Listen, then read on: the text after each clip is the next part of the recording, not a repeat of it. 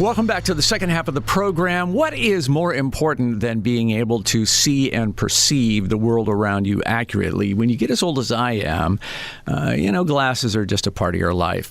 And eventually, if you live long enough, chances are so will cataracts be a part of your life. So that's what we're going to focus on here in the first segment with Dr. Ann Krafzig from Vision Care Ophthalmology. She is, of course, an ophthalmologist. Good to have you in this morning. Yeah, thank you so much. It's nice to be here. So cataract surgery, extremely common, highly successful, but still, I think, sort of mysterious to a lot of people, right? Sure.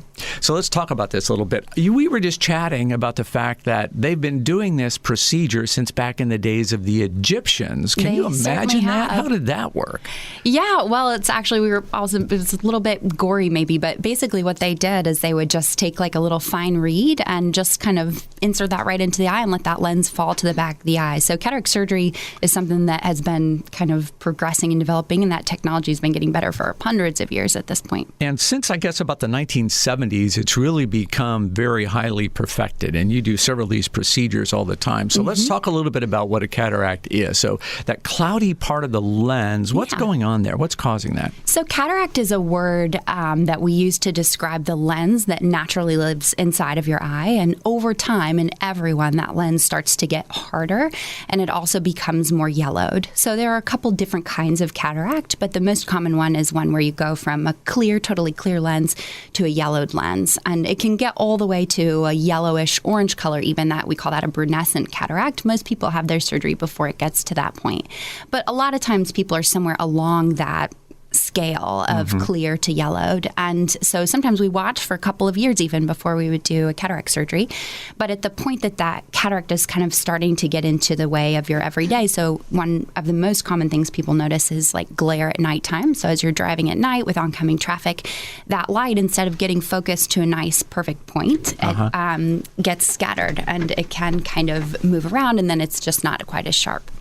So that's kind of like, I'm a car guy. So that's kind of like the headlight lenses on some older cars. You see them, they get real foggy and hazy and plastic looking. And that's a cataract. Your car has a cataract. It was something like that, yeah. But yeah, that light gets kind of scattered and people notice glare and halos and things. So you can have these things for years and years. So they typically start growing somewhere around in your 40s. Is that right? Yeah, it just depends. Some people have genetic predisposition to have more progressive cataracts. Sometimes they have, like an injury can progress a cataract, but generally in everyone over time, in your 40s, 50s, 60s, that starts to become visually significant. So, and diabetes, of course, can accelerate that. We're going to talk about diabetic eye care in just a minute. That is a huge issue. So, when is it time for me to do something about those cataracts? Yeah, so I was mentioning earlier too, a lot of times I kind of recommend after you're maybe 50, 55, 60 to get a yearly eye exam to make sure we're kind of following with you. But a lot of times people start to notice the cataracts sort of impacting their real life. So you might have more, again, with the glare and halos at night, but even like reading or watching TV, a lot of people say like, well, I can't see that caption on the TV anymore. And those are all signs that maybe your cataract is progressing and it's time to start talking about surgery. And I understand that not seeing color as brightly is another big symptom for a lot of people. Yeah, definitely. People start to not be able to notice colors as much. I have one of my stories is I had a patient one time that came in after her cataract surgery, and she's like, Dr. Krafzig, I'm so angry. And I said, uh-oh. And she said, I've been wearing this purple shirt and red shoes for years, and I thought that they matched, and they don't match. And now I know that I've been wearing these colors mismatched. And so, yeah, definitely it kind of changes the way that you can perceive color. I never thought about a cataract-related wardrobe faux pas. Malfunction, yeah. That's kind of funny. Yeah. Okay, so the procedure sounds pretty scary to me because, people poking around in your eye, that's kind of spooky. So walk me through this, and how can you assure me that I'm not going to feel a thing? Yeah, so cataract surgery is one of the most common surgeries that we do in the United States. So I do cataract surgery every week, and we do several cases every week. So it's something that we have kind of down to like a real routine. So, so for your cataract surgery, usually you get a little IV. Some places just do like an oral medication, but usually you get a little IV, and you get some medication to be sleepy, but not all the way to sleep for your surgery. And then we numb the eye topically with medicine, so you can't feel anything during your surgery. Sometimes you can feel a little pressure, a little cool fluid, and you don't see anything. A lot of people are concerned that, am I going to see things coming towards my eye? But you don't see anything because you're looking towards a microscope light. And so, your job is just to kind of look straight ahead, and we take care of the rest. And how do I keep my eye from moving? That just freaks me out because you're there with a little pointy object, right? Yes, yeah. So the reason that you don't go all the way to sleep is so that you can listen to my instructions. So, and you can actually see the little points of the microscope light. So usually I'll say, look, right towards that light. And we have a little speculum that keeps your eyelid open, so you don't have to worry about blinking or holding it open or anything. And just to keep everything, one of the big risks of cataract surgery that doesn't happen often because we try to avoid it is infection. So we do everything under sterile precautions, and we clean around your eye and keep your eye open. And so it's all very controlled. We try to keep it as safe as possible. Okay, so you make a little incision and you go into the lens capsule and you do something called phacoemulsification. That's correct, yeah. That sounds kind of freaky, but it's a little ultrasound process. Yes. What is it doing? It's a really, really small tip that has a little ultrasound movement that helps to break up that lens. So the most common way we do that, I always kind of think about your lens like a grape. So like the fruit, a little grape, and it has a peel. And what we do is we go in and we make a circle-like peel in the front of that grape skin. That's that capsule. And then we take that ultrasound instrument and we use that to break up that lens, which is the cloudy pulp of that grape. And then that gets kind of sucked back out. Sometimes people will ask, like, well, can I see it? But you can't really see it. So it gets kind of pulled into that machine. And then we place a new lens. We place an artificial lens in that same capsule and that same grape skin peel. And then that's the lens that you keep. And that's where there's some decisions to be made, right? Is in the lens selection. That's so what correct. are my options?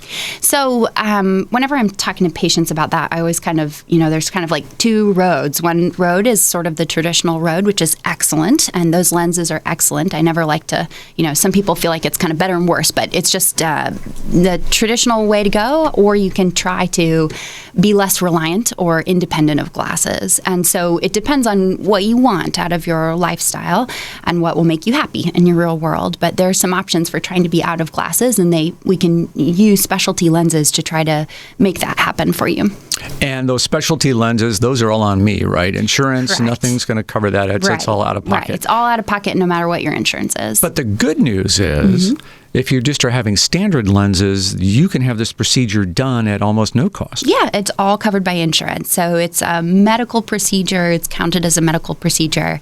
Each insurance company is a little bit different as far as what your copays or your out-of-pocket is, but generally it's a medical surgery and it's all covered by insurance. So cost should never be a factor in this decision. That's right. That's right. You should always come in, even if you're self-pay, there are options and payment plans and things that you can do to work that out. So, and there's a real safety issue here. If you're 84 years old and you've got cataracts that are blurring your vision, you're at increased risk for trip and fall. And then there's studies that say that people with impaired vision just sort of go back into their shell. They don't enjoy life as much. That increases the risk for dementia. There's so many factors there. Absolutely. That it's just really fear is no reason not to have this procedure. Right. Yeah. I think we actually don't probably talk about that as much as maybe we should. But even there was one study that looked at the rate of falls with hip fractures and hip injuries, which can be really devastating. Oh, yeah. And having cataract surgery can help prevent those because you can see better in your world and you can interact better. And so there are a lot of good reasons to make sure you kind of keep up with your eye doctor and come in for cataract surgery. So tissues of the eye are among the fastest healing in your body. And so that's why I don't have to have a stitch or a suture after this, right? Right. And also the way that we create the wound, it's sort of like a one-way valve. And I didn't come up with that technology, but the people who did were very bright and smart, and they made it so that is sort of a self-sealing wound. Every once in a while, we will put a suture in there if we need to, but you don't generally feel that. It's not such a big thing to have a little stitch if you need it. Is there somebody who's just not a candidate for the surgery? That's a great question. Not really. Even if you, for example, have some reason that you can't lay still for surgery or you can't lay on your back or whatever, we can work around all those things. And sometimes we do put patients all the way to sleep if they really can't cooperate or, so there's pretty much we can get around most obstacles. There's not really reason I mean, other than it's not impacting your vision yet. Right. Yeah. But, okay. Yeah. And I hope you will give us a ring at 447-1190. We are talking about Dr. Ann Krafzig. She is with Vision Care Ophthalmology, an ophthalmologist, of course. They have 3 different locations around Fort Wayne. We have a question from a listener. And I am 60-ish and blind in one eye. One day I may need cataract surgery. Please ease my mind. So, yeah, if I'm already blind in one eye, that might be uncomfortable to think about a procedure on your other eye. Yeah, absolutely. Yeah, and often with patients that have good vision out of one eye, we actually usually tell patients to kind of wait until that vision is really impacted, because it's sort of like you don't have your extra pair. And so you want to wait until because all surgery, there's always risk. And even though it's really small with cataract surgery, we take that into account when patients have just one good eye. But as far as easing your mind, definitely cataract surgery is usually really safe. And so usually patients do really well, and we can correct your vision if you're having problems with your good eye vision. And it's amazing how quickly your brain adapts to that. You know, the brain is so incredible, and it learns to see with that new lens just immediately. Yeah. It actually kind of has to do with all of the focusing and how that light comes in and gets focused. And, you know, we've been talking a lot about glasses and being out of glasses, and basically that lens that we place inside of your eye, we choose it to be fit to your eye. It's kind of like your shoe size, or, you know, it kind of matches your eye. And so that's how we can make it so that you don't need any extra correction in glasses. And let's jump out to the phone. So if you'll put those headphones on for me, we're going to go to Jan. And Jan, what is your question for Dr. Ann Krafzig? It's a 2-part question. It involves after the surgery is done. I've talked to a number of people that have had displacement of the lens that couldn't be corrected once it was inserted, and also people that constantly needed eye drops. Yeah, both great questions. So as to the first question about the lens being dislocated, that's actually pretty uncommon for that to happen. It certainly can happen, especially if you have a predisposition for that kind of support structure to be a little bit wiggly or loose. And then you can have sort of a dislocation of the lens. Fortunately, we've talked a lot, kind of offset here too, about how much technology is advancing. There are some surgeries now where you can actually remove the lens and suspend it in a different way if it's been dislocated. Those are specialty surgeons that do that. Mostly they're in Indianapolis, but it can be corrected if you have a dislocated lens. Yeah, and as to the second question about using drops after surgery, it's dry eye is something that is just very, very common, and it seems like such a little thing to say, well, your eyes are dry, but it can really impact your quality of life. And cataract surgery will sometimes kind of tip you over. If you have a little bit of a tendency towards dry eye, then you have your cataract surgery. It can make it so that you need to use tears a little bit more often. So that's something I try to talk with patients about ahead of time, especially if I see that they have some signs of dryness ahead of time, because they may end up needing to use tears afterwards. Jan, are you set to have this procedure? Do you have cataracts that are bothering you? They are forming, and I just haven't done that yet. Sure. Okay. What's your advice to her on when that is the appropriate time? I mean, is there any reason not, if they're forming, is there any reason not to just jump on it and get it done? Yeah, that's a great question, and one I hear a lot in clinic. But I've kind of said a couple times, usually patients do great with cataract surgery, but there's always risk. And so what I tell patients is if you're doing okay and you're reading okay and you're driving okay and you feel like if you cross stitch, you can cross stitch okay. If whatever it is that brings you joy, if you're doing that well and you're not having a problem with it, then the worst thing that could happen is we do your cataract surgery and we give you a problem. So we never want to do that. That's sort of the opposite of the goal of cataract surgery. So usually I tell patients, if you're doing really well and you feel like you're seeing okay, it's probably not time for surgery yet. But once you get to a point where you feel like,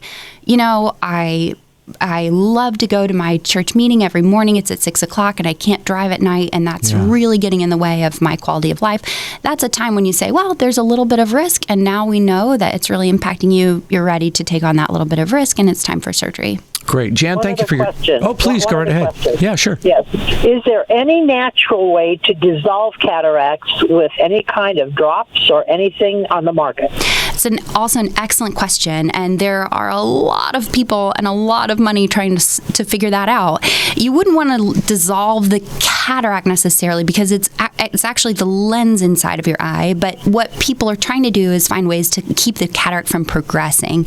And lots of people are working on that, but it's not on the market and not something that we have available. Hey, Jen, thank you very much. Yeah.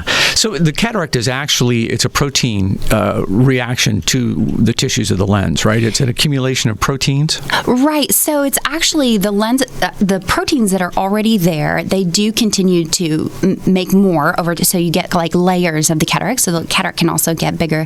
And then they also do what we call like cross-linking. So the lens itself becomes more hardened, and that also changes the way that the light comes in. I have another text question. Does cataract surgery increase the risk of pulling away the white of the eye, which is shrinking from age, from the macula? How does it prevent that? I don't see a connection there. I don't think there is there? Yeah, I'm not sure I maybe understand the question altogether, but if you're wondering about how cataracts impact the retina or whether or not they impact the retina, specifically macular degeneration, usually your cataract surgery is sort of independent of that. I always think about your eye a little bit like a camera. So you have lenses in the front and there's a roll of film in the back. The retina is sort of like that roll of film. And so you can do your cataract surgery and operate on the lenses up front, and it doesn't necessarily impact the retina. Another text question here. How long does the new lens last? Will I need a replacement? Also a great question. So usually, most of the time, when you get that lens, it stays there for the rest of your life. Sometimes the capsule, we talked about that grape skin peel that comes across the back. Sometimes that capsule will become opaque with time, and then we remove that. But usually the cataract itself doesn't come back, and the lens that you get at the time of your surgery stays with you forever. So we talked just a bit earlier about diabetics being at increased risk for cataracts, and then a lot of other problems. If I'm diabetic and I'm not having an eye exam every year, how much risk am I taking? Yeah, it depends on the severity of your diabetes, but we always recommend yearly eye exams when you have diabetes, and especially if your sugars are high or they're not quite controlled. Those are the times when you really should keep up with an eye doctor. Diabetic retinopathy is one of those things that we care about a lot because it's preventable blindness. So, we can catch it before it causes big problems. And so we like to really monitor and follow with you ahead of having problems. And that's why we screen every year. So we're going to talk, I think we're just going to hold diabetes and eye care to a later show, Different if you will, because I want to touch on something else here, and that is you are a Dwenger grad, went to IU, so a hometown gal. That's great. Good to have you back in town. But I am also interested in all the mission work that you have done. You've traveled the world and gone to places where cataracts are a minor problem in the U.S., but they're a major cause of blindness around the world. Right, absolutely. So we're fortunate here in the United States because we have kind of more ophthalmologists per population, and most people through one way or another can sort of access healthcare. But there are, around the world, a lot of people don't have that, or they're in remote areas where it's harder to get to an ophthalmology center where they can do surgeries. And so one of the things that I've been able to do, and all through my mother, who many people around Fort Wayne know because she's also an ophthalmologist, Dr. Barb Schrader, she has gone every year to Mexico in an area of the Yucatan and does cataract surgery there. And yep. And where else? You've also been to Honduras, I believe? I've been to Honduras as well. Yeah, I did that. I've actually been to Honduras twice for two different kind of traveling projects. And one of them actually was a little bit geared toward diabetic retinopathy. So I was able to help with the help of Dr. Walker, who used to be in town. We brought a laser down and were able to help that facility to have a laser to help treat diabetic retinopathy. That's got to be really rewarding. We've got to run. I sure appreciate your time this morning. That is Dr. Ann Krafzig. You can find her at Vision Care Ophthalmology. They have 3 locations in Fort Wayne, and you can find them online at vcofw.com. Again, that's vcofw.com. Dr. Ann Krafzig, thanks for coming in. Yeah, absolutely. We will see you again next week. In the meantime, please keep those questions and phone calls coming. You can also check us out on the Health Call page. That is healthcall.live is our website, and you can find us on Facebook. Also, just search for Health Call. We'll see you next week. Take care.